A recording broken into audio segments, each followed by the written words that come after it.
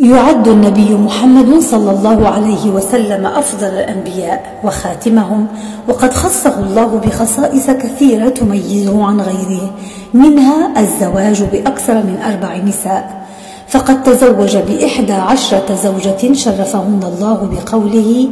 النبي أولى بالمؤمنين من أنفسهم وأزواجه أمهاتهم، وهن أيضا زوجاته صلى الله عليه وسلم في الجنة، وقد توفي رسول الله وهو راض عنهن. تعد أمهات المؤمنين رضي الله عنهن بصفتهن زوجات لرسول الله أفضل الأزواج على الإطلاق، خصهن الله بنزول الوحي في بيوتهن بقوله: واذكرن ما يتلى في بيوتكن من آيات الله والحكمة. حرم الله نكاحهن بعد رسول الله بقوله تعالى: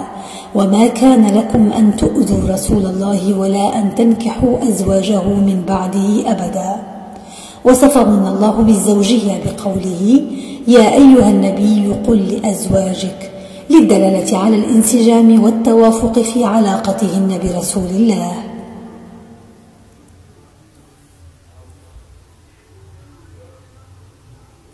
الحكمة من تعدد زوجات النبي عليه الصلاة والسلام: تعدد زوجات الرسول هو وحي وأمر من الله، دلت عليه الكثير من الآيات، منها قوله تعالى: لا يحل لك النساء من بعد ولا أن تبدل بهن من أزواج ولو أعجبك حسنهن إلا ما ملكت يمينك وكان الله على كل شيء رقيبا. وبدراسة سيرة النبي صلى الله عليه وسلم وكيفية زواجه بنسائه يتبين أن السبب في تعدد زوجاته متعلق بعدة حكم، فقد كانت النساء في ذلك الوقت بحاجة إلى من يجيب عن أسئلتهن المتعلقة بهن كنساء من حيض ونفاس وأمور زوجية وغيرها، وما كان لرسول الله الإجابة عن كل سؤال بتفاصيله الدقيقة عن المرأة، فقد كان رسول الله حييا، لذا فإنه بزواجه أعد داعيات عالمات بأمور دينهن يجبن عن تساؤلات النساء الدقيقة. الحكمة من تعدد زوجات النبي عليه الصلاة والسلام: كانت عادة التبني من العادات المعروفة بين العرب عند مجيء الإسلام، وكان النبي عليه السلام قد تبنى زيد بن حارثة، وشاءت إرادة الله تعالى إبطال عادة التبني وإبطال آثاره. ولأجل أن يكون هذا الحكم واضحا في أذهان المسلمين، فقد أمر المولى سبحانه النبي بالزواج من زينب بنت جحش، وهي يومئذ طليقة ابنه بالتبني، فشكل هذا الزواج أمرا إلهيا وتشريعا جديدا بحرمة التبني وإبطال أثره. كما أن هناك حكمة اجتماعية من تعدد زوجات النبي عليه الصلاة والسلام، إذ أن ما يحدث بالزواج من مصاهرة ونسب كفيل بأن يجمع القلوب برباط وثيق، كزواجه صلى الله عليه وسلم من أمهات المؤمنين عائشة وحفصة رضي الله عنهما حبا بأبويهما. أسماء زوجات الرسول بالترتيب الزمني: خديجة بنت خويلد رضي الله عنها، سودة بنت زمعة رضي الله عنها، عائشة بنت أبي بكر رضي الله عنها، حفصة بنت عمر بن الخطاب رضي الله عنها، زينب بنت خزيمة رضي الله عنها، أم سلمة رضي الله عنها، زينب بنت جحش رضي الله عنها، جويرية بنت الحارث رضي الله عنها، صفية بنت حيي رضي الله عنها، أم حبيبة رضي الله عنها، ميمونة بنت الحارث رضي الله عنها. خديجة بنت خويلد هي أم المؤمنين خديجة بنت خويلد بن أسد بن عبد العزيز القرشية، وأمها فاطمة بنت زائدة، وقد كانت رضي الله عنها امرأة غنية تستأثر الرجال للعمل في تجارتها، وسمعت بصدق رسول الله وأمانته فأحبت أن تستأجره، فوافق النبي على ذلك، وبدأت تجارتها بالزيادة والربح أضعاف ما كانت عليه،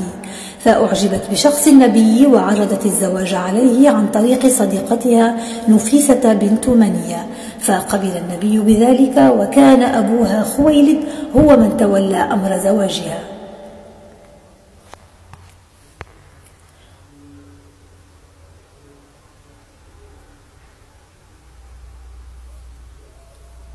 وقد كانت رضي الله عنها مثالا للزوجة الصالحة، ولها العديد من الفضائل، فهي أول من شهد أن لا إله إلا الله وأن محمدا رسول الله على الإطلاق،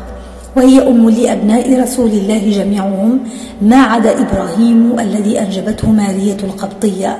كما أنها بشرت بالجنة ونالت شرف السلام من الله وجبريل عليه السلام.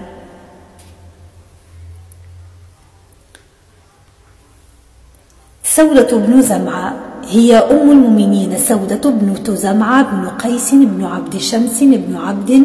ود بن نصر بن مالك، وأمها الشموس بنت قيس بن زيد بن بني نجار.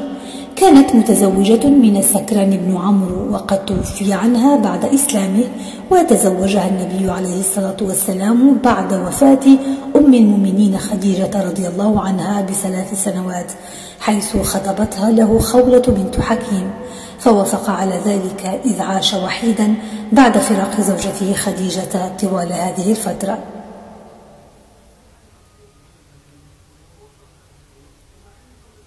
عائشة بنت أبي بكر، وهي أم المؤمنين عائشة بنت أبي بكر الصديق رضي الله عنهما، وأمها أم رومان بنت عامر بن عويمر.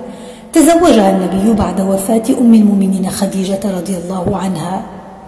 إذ جاءت خولة بنت حكيم تعرض على الرسول الزواج بعائشة رضي الله عنها فقبل بها، وكان عمرها 6 سنوات. وكانوا يعتقدون في الجاهلية أن المؤاخاة تمنع المصاهرة، فأشكل الأمر على أبي بكر، إلا أن النبي بين له أنه أخوه في الدين وهي له حلال، وكان ذلك في شوال من السنة 3 قبل الهجرة، وكان مهرها 12 أوقية ونصفا، وقد دخل بها بعد 3 سنين، أي في السنة الأولى للهجرة، وتوفي عنها وعمرها 18 سنة. وصفات السيدة عائشة: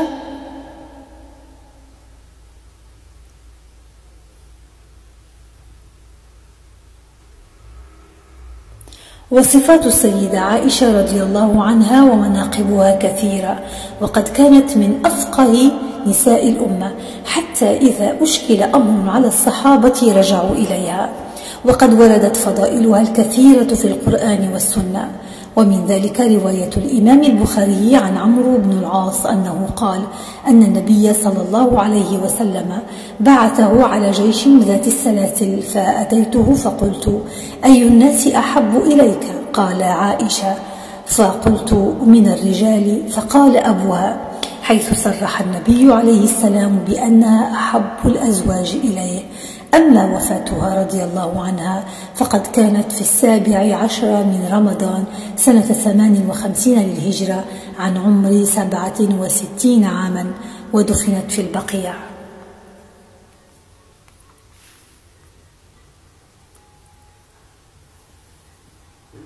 حفصة بنت عمرو بن الخطاب، وهي أم المؤمنين حفصة بنت عمر بن الخطاب، وأمها زينب بنت مضعون بن حبيب. ولدت قبل البعثة ب5 سنين، وكانت رضي الله عنها متزوجة من خنيس السهمي رضي الله عنه، والذي استشهد بعد غزوة أحد سنة 3 للهجرة إثر إصابات ألمت به، وقيل بعد غزوة بدر. فحزن عمر رضي الله عنه على ابنته الشابة لما تشعر به من الوحدة والترمل، فعرض بعد انقضاء عدتها بقليل على صديقيه أبي بكر وعثمان رضي الله عنهما الزواج بها، فلم يلق الجواب الذي أمل به منهما، وكان قد علم لاحقا أنهما قد سمعا النبي يذكرها، فخطبها النبي، وكان صداقها بساطا ووسادتين وكساء ورداءين أخضرين. زينة بنت خزيمة،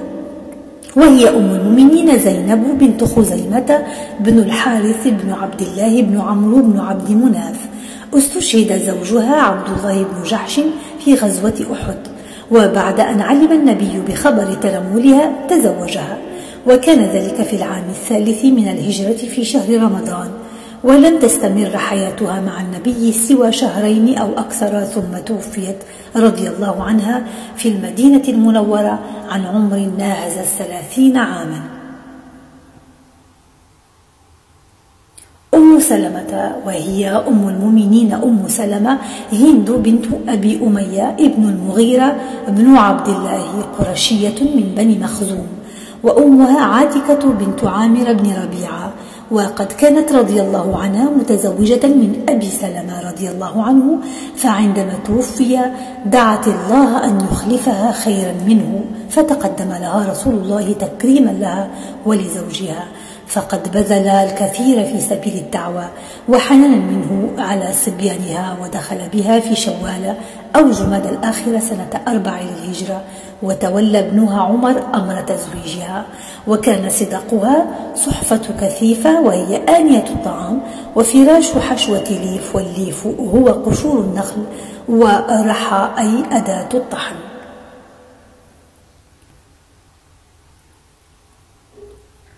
وقد تميزت أم سلمة رضي الله عنها بالكثير من الفضائل التي خصها الله بها عن غيرها من أمهات المؤمنين، ومنها رجاحة عقلها وفصاحتها وبلاغتها، فقد اكتسبت ذلك من آبائها وأجدادها ومن عيشها في بيت النبوة، كما أنها عرفت بعلمها الشرعي الغزير، فقد روت الكثير عن رسول الله عليه السلام، وروي عنها الكثير، وكانت سببا في نزول بعض آيات القرآن الكريم.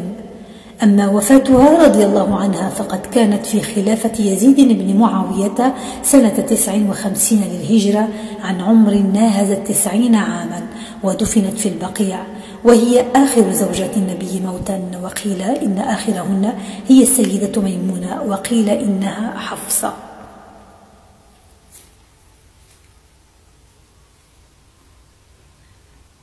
زينب بنت جحش، وهي أم المؤمنين زينب بنت جحش بن رئاب بن يعمر ابن مرة ابنة عمة رسول الله، فأمها أميمة بنت عبد المطلب بن هاشم، وكانت متزوجة من مولى رسول الله زيد بن حارثة رضي الله عنه، وعندما طلقها أمر الله نبيه بالزواج منها بقوله تعالى: فلما قضى زيد منها وطرا زوجناكها لكي لا يكون على المؤمنين حرج في أزواج أدعيائهم إذا قضوا منهن وطرا وكان أمر الله مفعولا. أما وفاتها رضي الله عنها فقد كانت سنة 20 للهجرة في خلافة عمر بن الخطاب رضي الله عنه، فكان لها الشرف العظيم رضي الله عنها عندما تولى الله سبحانه أمر تزويجها برسول الله.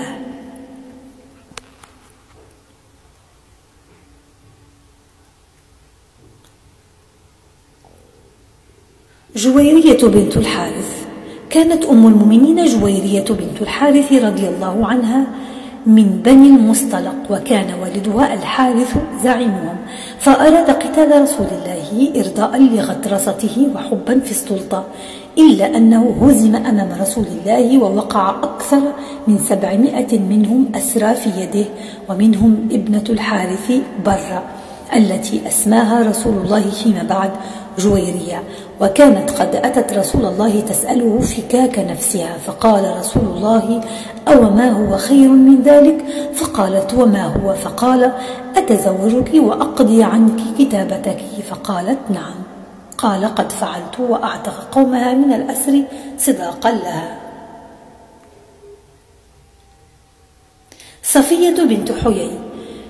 صفية بنت حيي بن أخطب، وهي أم المؤمنين صفية بنت حيي بن أخطب من ذرية رسول الله هارون عليه السلام،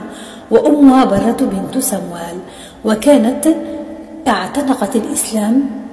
وكانت قبل إسلامها متزوجة من كنانة بن الربيع، وهو شاعر يهودي قتل يوم خبير، فسبيت فصارت في سهم دحية الكلبي رضي الله عنه، فجعلها لرسول الله وكان صداقها عتقها. حازت رضي الله عنها على الكثير من الفضائل والمناقب، ومنها أن النبي خصها بالرعاية والعطف الخاص لكونها غريبة، فنساؤه جميعهن قرشيات ما عداها، فكثيرا ما كان يذكرها بأنها حفيدة الأنبياء. وقد كانت وفاتها رضي الله عنها في خلافة معاوية رضي الله عنه سنة 50 وقيل 52 للهجرة، ودفنت في البقيع. أم حبيبة، وهي أم المؤمنين رملة بنت أبي سفيان بن حرب بن أمية، وأمها صفية بنت أبي العاص بن أمية، كانت متزوجة من عبيد الله بن جحش بن رباب، وهي أقرب أزواج النبي نسبا إليه، فهي من بنات عمه، إلى جانب أنها كانت أبعد أزواجه ديارا عندما عقد عليها، حيث تزوجها وهي في الحبشة وزوجها إياه النجاشي، إضافة إلى أنها كانت أكثر النساء صداقا، فقد بلغ مهرها 400 دينار أصدقها إياها النجاشي. أما وفاته رضي الله عنها فقد كانت في المدينة المنورة سنة 44 وقيل 42 للهجرة. ميمونة بنت الحارث،